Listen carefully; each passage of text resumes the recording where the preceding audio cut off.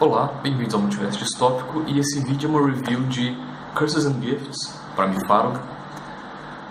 No canal Talk About Games há uma review da primeira edição desse livro, muito provavelmente mais competente do que a minha vai ser, mas como de lá pra cá o autor, o Sr. Varg Vikernes, publicou uma segunda edição do livro com alguma mudança de conteúdo e ajustando os valores numéricos às regras da versão 2.6 de Mi Farog, essa review se justifica, por assim dizer. O conteúdo que foi retirado é o conto da origem dos homens e as perícias, a especialização cultural em perícia de treinamento com base no antecedente cultural dos personagens. Então o livro começa, essa segunda edição, ele começa nas tendências de personalidade, que ao contrário de Dungeons and Dragons, não divide os personagens entre bons e maus ou caóticos e leais. Em Mi Farog há, pode-se dizer que, 4 eixos, no qual você normalmente está ou necessariamente nas pontas dos eixos, ou é absolutamente neutro em relação a todos eles simultaneamente. Essas tendências são contemplativo ou estático, no sentido de êxtase, não de estase, harmônico e desarmônico, espiritual e materialista, e simpático ou antipático, e neutro.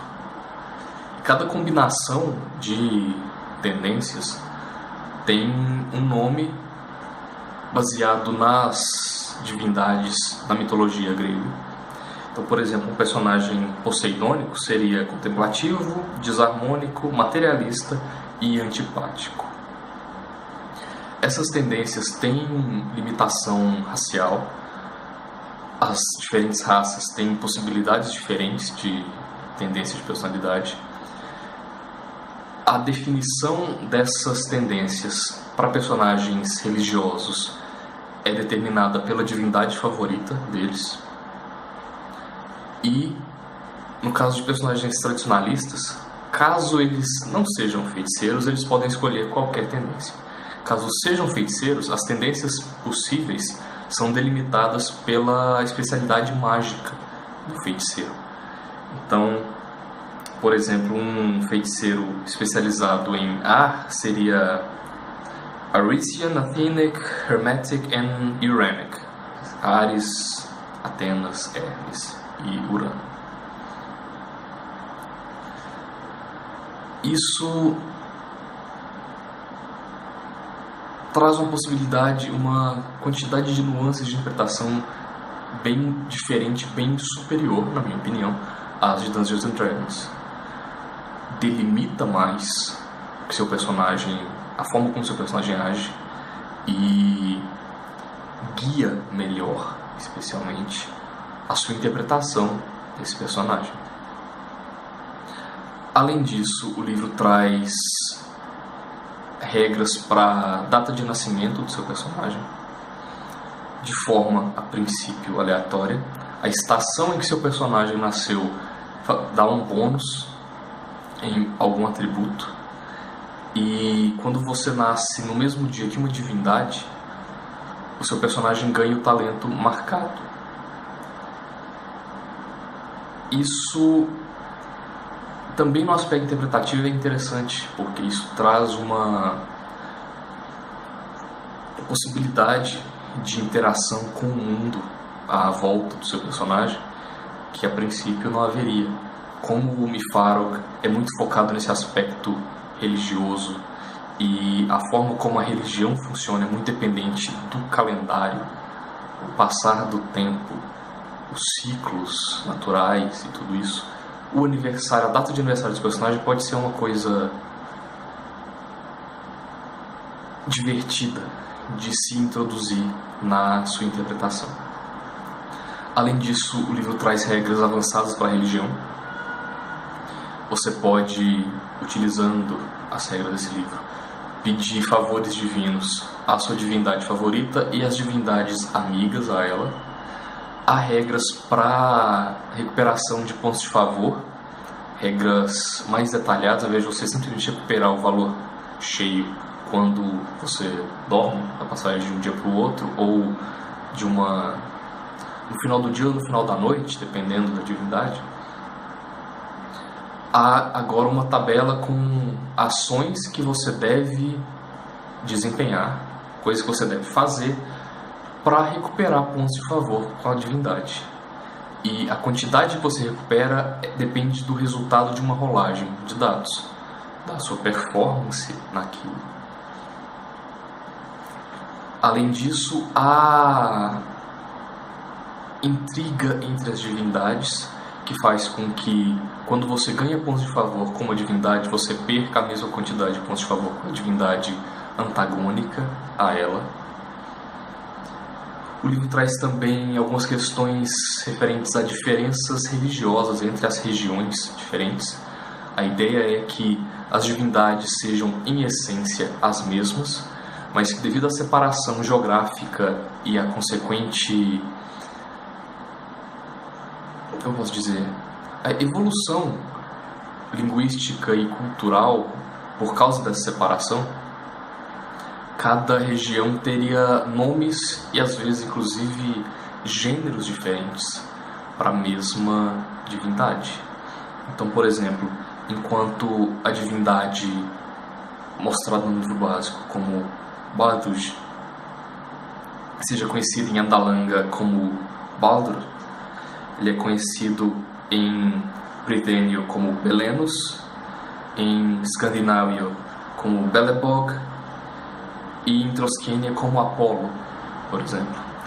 Ou Netuj, que na ambientação básica é fêmea, em Troskenia é Neptunus e é macho. E isso afeta o gênero do personagem, que pode ser um cultista, um clérigo dessa divindade. Conteúdo novo, exclusivo à segunda edição de Curses and Gifts são os defeitos que apareceram pela primeira vez no suplemento The Coming, e que para essa versão do Curses and Gifts foram adaptados não somente para se encaixar melhor na ambientação, mas também para ter uma evolução,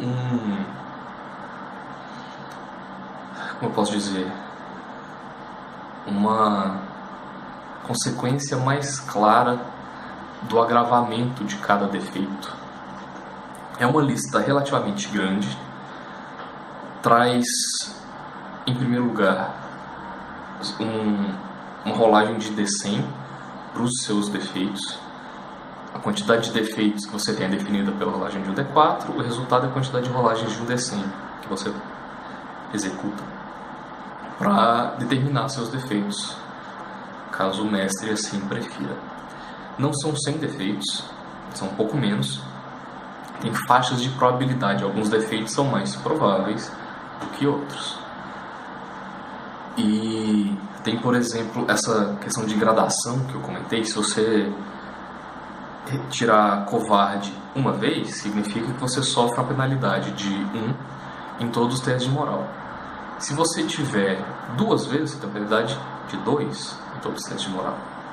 Por aí vai, até o máximo de 3. E há também defeitos raciais, que são características comuns à sua espécie. Não são onipresentes, mas são comuns. Por exemplo, um Faerlin tem uma chance razoável de ser tímido, ou ingênuo, ou altruísta, por exemplo. Ou um elfo dos bosques tem uma chance de ter uma espécie de discriminação contra árabes ou Kemetans. Além dessa, posteriormente a essa lista de defeitos, o livro traz o conteúdo que dá nome a ele, que são maldições e dádivas que podem ser concedidas ou lançadas sobre os personagens em função das interações deles com essas criaturas místicas, como eu havia comentado no início. Então, se você faz um favor a um anão, ele pode te conceder uma dádiva. Ou se você atrapalha constantemente os desígnios de um troll poderoso, ele pode lançar sobre você uma maldição. E por aí vai. O livro traz possibilidades de dádivas ou maldições para divindades, anões, elfos, ninfas e maldições que podem ser lançadas por etins ou trolls.